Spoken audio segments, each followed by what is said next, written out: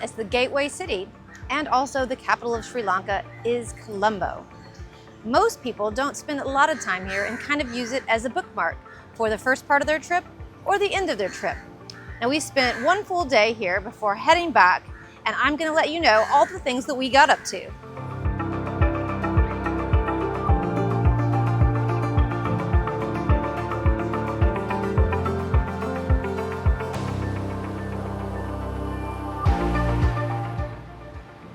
Just arrived in the old Colombo Fort area. We're going to walk around and see some of these old colonial buildings.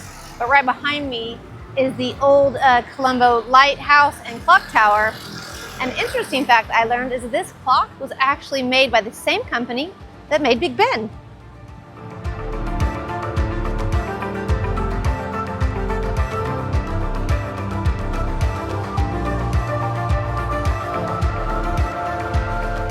So behind me is the old Dutch hospital. Now it is no longer a hospital, it's actually turned into a bunch of restaurants. Great place to get lunch, and it's home to one of Colombo's most famous restaurants, the Ministry of Crab. So if you like your crabs, this is where you're coming.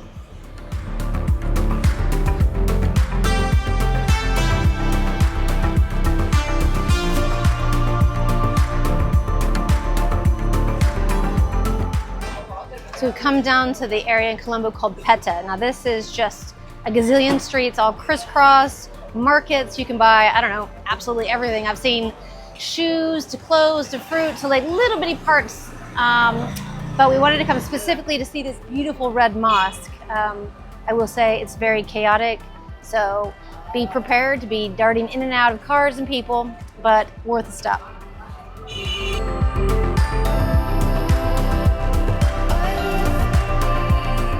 You can go inside the mosque outside of prayer hours as long as you're dressed appropriately.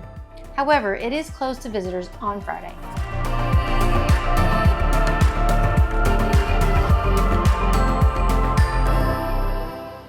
So we've come to the area which is called Galle Face Green. Now that it's extremely popular, not with tourists, but actually locals. It's a beautiful place for the sunset.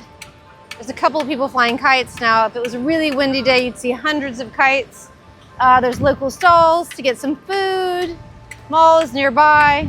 And back in the day, this is where they're playing cricket. We actually passed by a couple of local cricket games as well, but beautiful way to spend your sunset in Colombo.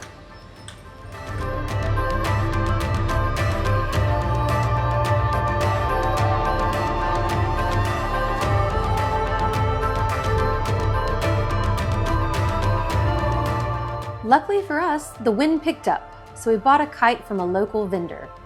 And flying it high was just as exciting as I remembered from my childhood days.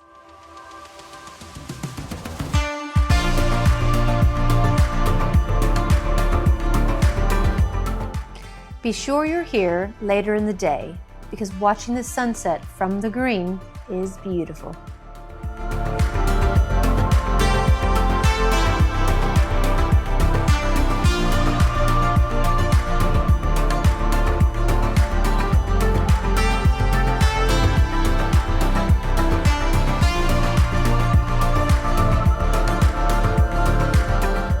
There are several temples to visit in Colombo, such as Seema Malaka, which is particularly beautiful as it floats out on Beira Lake.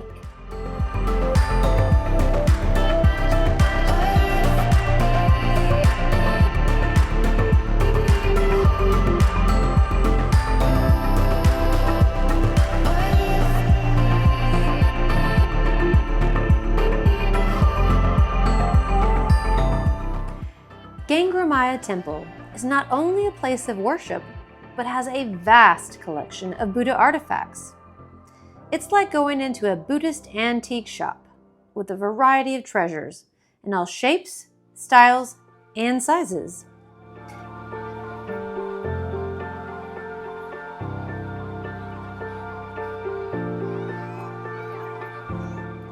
It also includes the smallest Buddha statue in the entire country.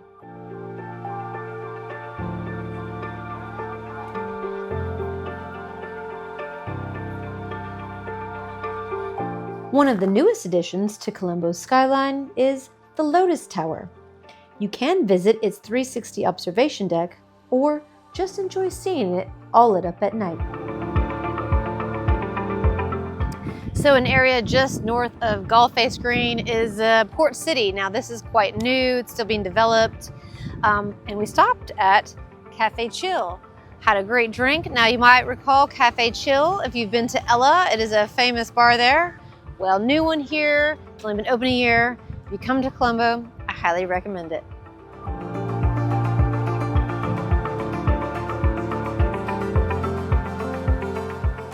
We spent one full day here before our flight back, which is later today, and I absolutely loved it. Enjoyed walking around Pettah Market, even with the craziness of it all. And I have to say the highlight was flying a kite on Galle Face Green. I would recommend spending at least a day here. Check out the sites. I will leave all my tips and recommendations in my blog. And as always, like and subscribe.